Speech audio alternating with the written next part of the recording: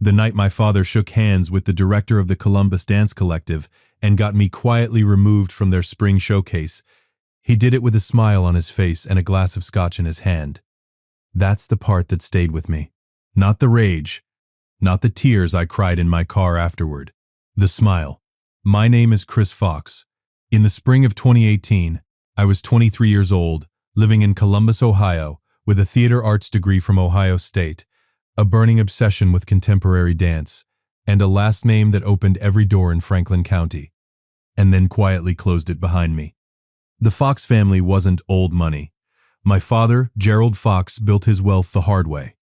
2 companies, both successful, both headquartered in Columbus. The first was Fox Logistics, a regional freight and warehousing operation with contracts across the Midwest.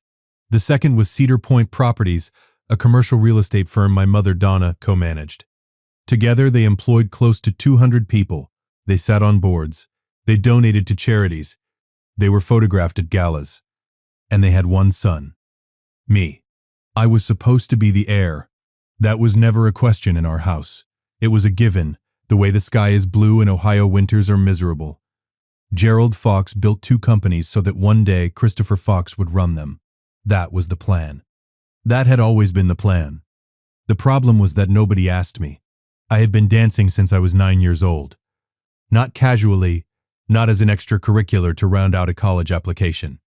Seriously. By the time I was 16, I was training 6 days a week at the Westerville Dance Academy, studying contemporary, jazz, and West African movement styles. I was good. Not good for a rich kid. Good. Genuinely good.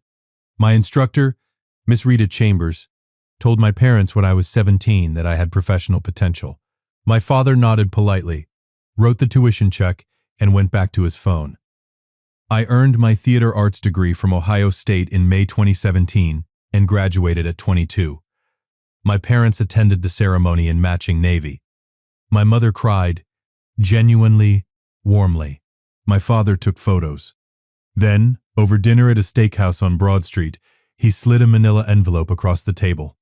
Fox Logistics needs a new operations coordinator, Gerald said, cutting into his ribeye. You'd start at $72,000. We'll move you to a corner office by the end of the year. I pushed the envelope back. Dad, I want to dance professionally. He looked at me the way you look at a GPS that's recalculating after you've clearly missed the turn. You want to what? I want to audition. Build a portfolio, maybe join a company, or form one. I've been talking to people. There are real opportunities in Christopher. That one word from my mother, her voice carrying that particular softness that meant the conversation was over. We didn't pay for 4 years at Ohio State so you could prance around a stage. It's not prancing, Mom. It's not a career, my father said, and that was that. For the next several months, from June 2017 through early 2018, I did both. I showed up at Fox Logistics 3 days a week, learned enough about freight routing to be dangerous, and spent every other hour auditioning, training, and building relationships in the Columbus arts scene. I was careful. I didn't make waves. I paid my own rent on a 1-bedroom apartment in the Short North neighborhood, a few miles from our family home in Upper Arlington. I was determined to prove I could do this without a safety net. By February 2018, I had something real. The Columbus Dance Collective, a well-regarded mid-sized company that performed at the Southern Theater downtown, was holding auditions for their spring showcase. It was a proper paying engagement, 2 weekend performances. Choreography credit, the kind of thing that goes on a resume and opens conversations. I auditioned on a Tuesday afternoon and I was, without any false modesty, excellent. The artistic director, a woman named Sandra Hoyt, pulled me aside afterward and said the words I had been waiting years to hear. We'd love to have you in the program, Chris. I didn't tell my parents. I should have known better than to think they wouldn't find out.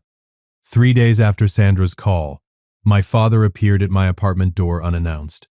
He had apparently already spoken to my building manager, a man named Phil Greer, who let him into the lobby without question because Phil Greer's company had a warehousing contract with Fox Logistics. Walk with me, my father said. We sat in his car, a black Lincoln Navigator parked on Buttles Avenue. He didn't raise his voice. He never raised his voice. "I had lunch with Carl Whitmore yesterday," he said. Carl Whitmore was on the board of the Columbus Arts Foundation, which provided partial funding to the Columbus Dance Collective. "Carl mentioned your name came up in connection with a spring showcase."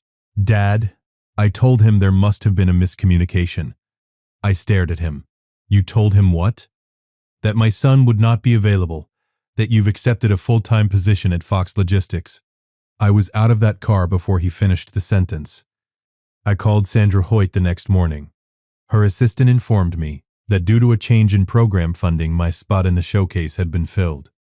That was the moment I understood what I was dealing with.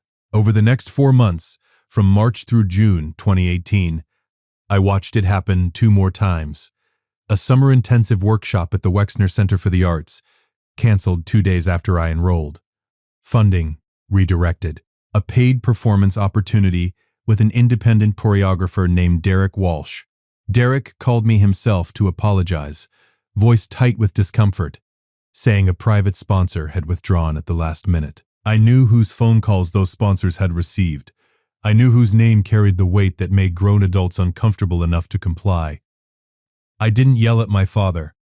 I didn't beg my mother. I sat with it for 2 weeks. Then I made a decision. If Columbus was Gerald Fox's city, I needed to find a different city. A different country. I spent 3 weeks researching, quietly and methodically. I had saved $14,000 from my work at Fox Logistics and a few small paid gigs before the walls closed in. I had my Ohio State degree. I had a passport, and I had absolutely nothing keeping me in Ohio except a family that had decided my life belonged to them. Spain was not a random choice. Barcelona specifically had one of the most vibrant contemporary dance scenes in Europe, the Mercat de les Fleurs performance venue, the Institut del Teatre, a sprawling community of independent dance companies and choreographers. More importantly, Spain had no Fox Logistics contracts. Carl Whitmore had no contacts there. My father's Lincoln Navigator couldn't follow me across the Atlantic. On July 14, 2018, I packed 2 duffel bags, bought a one-way ticket to Barcelona, and took a cab to Port Columbus International Airport. I didn't call my parents. I texted my father one line from the departure gate. "I'm going to live my life. Please don't try to stop this one." He called 4 times before my plane pushed back from the gate. I didn't answer. I didn't know it yet, but I was 23 years old, flying toward the only version of my life that would ever feel like mine. If you've made it this far, do us one quick favor. Subscribe. A lot of people watch without ever doing it, but it costs you nothing and means everything to us. Thank you. Genuinely. Barcelona smelled like salt water, diesel, and something fried. I landed at El Prat Airport on the morning of July 15, 2018. Exhausted, jet-lagged, with 2 duffel bags, a Spanish phrase book, and roughly enough confidence to fill a medium-sized coffee cup. I had booked 2 weeks in a hostel in the Gracia neighborhood, a compact, walkable district in the upper part of the city, with narrow streets, tiled squares, and balconies draped with laundry and potted geraniums. It was nothing like Upper Arlington. I loved it immediately. The first week was humbling. My Spanish was functional but clumsy. I didn't know anyone. I spent mornings walking and afternoons sitting in on open movement classes I found posted on community boards near the Institut del Teatre in the Raval district. Most of the dancers were younger than me or spoke no English. I communicated mostly through the universal language of watching someone move and nodding like I understood exactly what just happened. It was during one of those open classes, on a Wednesday afternoon in late July 2018, that I met Sofia Reyes. Sofia was 24, Cuban-American, originally from Miami. She had come to Barcelona 18 months earlier after a falling out with her own family, a story I would learn in pieces over the following weeks. She was a fluid, precise dancer with a background in Afro-Cuban and contemporary styles, and she had the kind of stage presence that made you forget to look at anyone else in the room. She was also brutally, efficiently honest. I discovered this when she tapped my shoulder after class and said, in perfect English, "Your transitions are lazy. You're rushing the landing." "Thanks," I said. "I've been traveling for 19 hours, so I'll take that as a compliment." "It wasn't," she said, and then she smiled. But your instincts are good. Come back Thursday. I came back Thursday, and Friday, and every day the following week. Sophia had built real connections in the Barcelona dance community. She introduced me to her network, independent choreographers, venue managers, festival coordinators. She was generous with those introductions in a way I hadn't experienced in Columbus, where every professional door seemed to require someone else's permission. Barcelona didn't know my father's name. Barcelona didn't care. By September 2018, 2 months after I landed, I was rehearsing with a small independent company called Moviment Liure, Catalan for Free Movement, a 7-person group that performed at fringe venues around the city. The pay was modest, very modest. I lived on savings, a part-time English tutoring gig in the Example District, and the stubborn determination of a man with absolutely no intention of going home to prove his father right. Sophia and I grew closer through that autumn.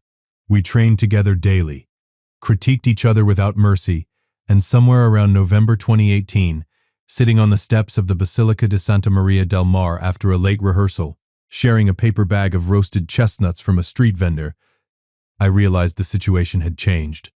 "You miss Ohio?" she asked. "I miss the food sometimes," I said. "Skyline chili. You can't get that here." "I don't know what that is. It's chili on spaghetti. It sounds wrong, but it's correct." She laughed, genuinely, not politely. I filed that away. Back in Columbus, my parents had not been quiet. My mother left voicemails I let run to completion without returning, long emotional messages cycling through disappointment, worry, and occasional guilt in the same breath. My father's communications were shorter and more deliberate, texts that mentioned business decisions, property transfers, and the future of Fox Logistics, as if reminding me what I was walking away from. In January 2019, 6 months after I left, my father's assistant sent a formal letter to my Barcelona address, obtained from my aunt, my mother's sister, who I had made the mistake of staying in touch with. The letter stated that if I did not return to Columbus by March 1st, 2019, and assume a leadership role at Fox Logistics, I would be formally removed from the family's estate planning. I read the letter twice. Then I used it as a coaster for my coffee mug. By the spring of 2019, Movement Liure had grown. We added 2 dancers, a French-Moroccan woman named Yasmin and a technically extraordinary British dancer named Owen, and our performances were gaining real traction. We performed at the Festival Grec in July 2019, Barcelona's premier summer performing arts festival held at the Teatre Grec Amphitheatre on Montjuic Hill. It seated several hundred people, and we sold it out. Both nights. I was 24. I had found my city, my company, and my person. Sophia and I started dating quietly in the spring of 2019, the way people do when they're afraid to admit something good is actually happening. I didn't know it yet, but the life my father had tried to build for me was becoming more distant every single month, and the one I was building was becoming more real. The years moved carefully and with intention. By 2021, Sophia and I had formally co-founded what would become Compañía Fox Reyes, a contemporary dance company based in Barcelona's Sant Pere neighborhood. We had 7 full-time dancers, a fiscal sponsor, and a growing reputation on the European festival circuit. We choreographed original works. We taught workshops. We were invited to perform in Madrid, Lisbon, and Lyon. In December 2022, Sophia and I married at a small ceremony at the Jardins de l'Arrabal on Montjuic. Terraced gardens overlooking the city, orange trees heavy with fruit. About 20 people in attendance. It cost less than one of my father's quarterly business lunches and was the best day of my life by a wide margin. I called my parents the day before to tell them. My mother said she would pray for us. My father said nothing. There was a long pause and then a click. That was fine. I didn't need an RSVP. By 2024, Compañía Fox Reyes had 9 dancers, a small administrative staff, and invitations to 3 international festivals. We were not rich, we were not famous, but we were working artists sustaining a real creative enterprise, and every month we made payroll without help from anyone named Fox, except me, and I had earned my half of the name. Then, in March 2025, our production manager Bridget Torres forwarded me an email with the subject line, "Performance Invitation, Gala Celebra, Madrid 2025. Gala Celebra was an annual black-tie gala hosted by a consortium of American and Spanish business leaders, the kind of event where deals got sealed over cava and handshakes, where companies celebrated partnerships, and where wealthy families flew in from across the United States to feel cosmopolitan for a weekend. It was held each spring at the Palacio de Cibeles in Madrid, a stunning Beaux-Arts building in the heart of the city. The invitation was to perform a 20-minute contemporary piece as the evening's cultural program. The fee was substantial, the most we had ever been offered for a single performance. The event was scheduled for Saturday, May 17th, 2025. I accepted without hesitation. I didn't look at the sponsoring organization's list. If I had, I would have seen two familiar names, Fox Logistics and Cedar Point Properties. I found out my parents would be in the audience 11 days before the performance. It was Sophia who saw it. She was reviewing the Gala Celebra attendee program, a printed booklet the organizers sent to all performing groups, sitting at our kitchen table in our apartment in Saint-Péray on a Thursday evening in early May 2025. She went very quiet.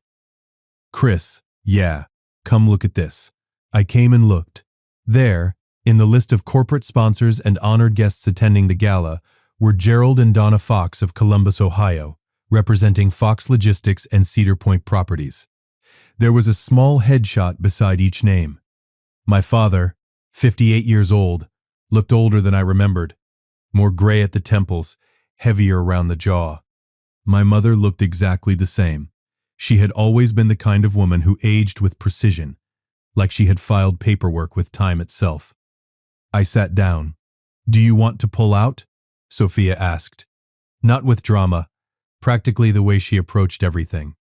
I thought about it for exactly 45 seconds. Then, "No, we perform." "Are you sure?" "I've been sure since July 14th, 2018. She squeezed my hand and went back to marking up the choreography notes. "Here is what I did not do. I did not call my parents to warn them. I did not engineer a dramatic confrontation. I did not reach out to the gala organizers to explain the situation. I simply prepared. We had 2 weeks of intensified rehearsal ahead of us. I poured everything I had into those 2 weeks. The piece we were performing was called Queda, Portuguese for fall, though it borrowed from multiple movement languages. It was the product of 8 months of development, a duet between Sophia and me that opened with stillness, fractured into controlled chaos, and resolved in something that looked, if we did it right, like Grace won from wreckage. It was the best work we had ever made. Saturday, May 17th, 2025. The Palacio de Cibeles, Madrid. We arrived at the venue at 4 in the afternoon for sound and lighting checks. The building is extraordinary up close.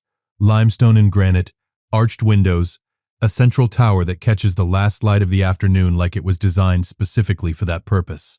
The performance space had been set up inside the main hall, a vast room with marble floors and vaulted ceilings, round tables arranged for the gala dinner, and a professional stage at one end. I was doing a final floor walk when I heard them, my father's voice first, that measured, unhurried baritone he used in professional settings, the voice that closed contracts and ended arguments. Then my mother's laugh, the social one, a note higher than her real laugh. I looked up. They were crossing the lobby with a small group. Business associates, all in event attire. My father wore a charcoal suit. My mother wore a deep burgundy dress. They hadn't seen me. I went back to my floor walk. "You've been preparing for this since you were 9 years old," I told myself. "You've just been waiting for the right stage." We performed at 8:45 p.m., after dinner and before the award presentations. The hall held approximately 300 guests, the kind of crowd that comes to these events to be seen as much as to see, which means they're not always the most attentive audience. We had performed for tougher rooms. The lights went down. The music started, a composition by our Barcelona-based sound collaborator, layered and building, something between a heartbeat and a tide. We danced. I won't pretend to false modesty here. We were extraordinary that night. Sophia moved with the kind of precision that makes trained dancers in the audience lean forward involuntarily. The duet section, 12 minutes of continuous movement requiring physical contact for over 40 consecutive counts, landed exactly as we had rehearsed it 100 times in our studio. The final sequence, where we both fell and recovered in opposing rhythms until the music stopped, produced the silence that a performer learns to recognize.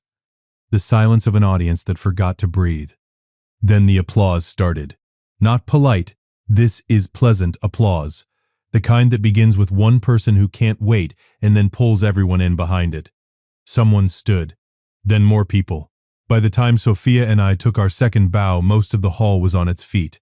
I let myself look. My father was standing. His hands were at his sides, and he was staring at the stage with an expression I had never seen on Gerald Fox's face in 30 years. It took me a moment to identify it. It was recognition. My mother had both hands over her mouth. The Gala Celebra Committee announced their annual Arts Recognition Awards immediately following the performances. Compañía Fox Reyes received the Premio de Excelencia Artística, the award for artistic excellence, presented by the Cultural Affairs Director of the Gala, Dr. Marta Solis, who said into the microphone that our piece represented the most emotionally precise performance the Gala Celebra stage had hosted in its 12-year history. Sophia and I stood at that microphone together. I had not prepared remarks. I looked out at the room. I found my parents immediately. Third table from the right, 7 rows back. My father was still standing. My mother was crying. Really crying, not the polished social version. "Thank you," I said into the microphone.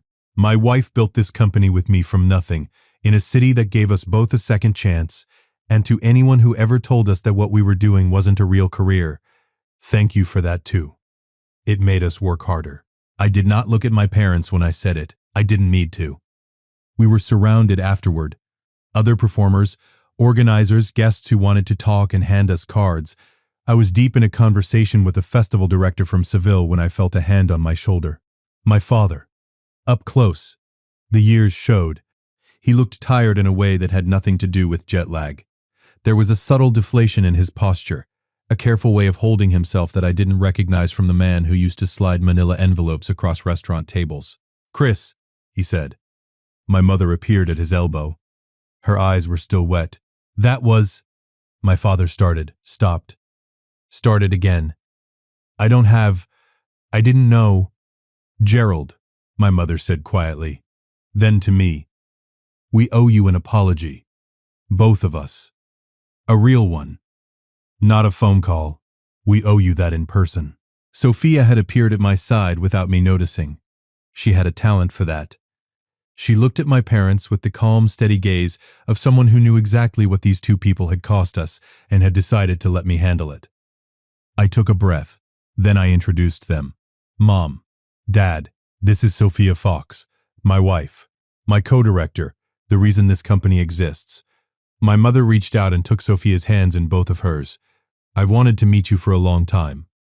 I'm so sorry it took this." My father put his hand out to shake mine. I shook it. "You were right," he said. The 4 most expensive words Gerald Fox had ever spoken. About the dancing. About all of it. You were right, and we were wrong. The room was loud and bright and full of strangers, and I had just won an award on a stage in Madrid. I was 30 years old. I had a company, a wife, and a life that belonged entirely to me. I didn't need him to say it, but I will not pretend it didn't matter that he did. "We have a lot to talk about," I said. "Not tonight, but we have a lot to talk about." My father nodded. My mother squeezed my arm. They moved back into the crowd, and Sophia leaned close to my ear. "How are you doing?" she asked. "Ask me in the morning," I said. "Fair enough." She handed me a glass of water. We stood together in the middle of that marble hall while the gala moved around us, and I looked up at the vaulted ceiling, all limestone and light, and thought about a 23-year-old on a plane with 2 duffel bags and a 1-line text message, and absolutely no guarantee that any of this would work. It worked. 7 years. 2 duffel bags, 1 city, 1 company, 1 extraordinary woman, and a stage that nobody could take away from me. It worked. If you liked this story, join our community by hitting that like button and subscribing for more real, raw, and family-centered stories. And as always, thank you for being a part of this.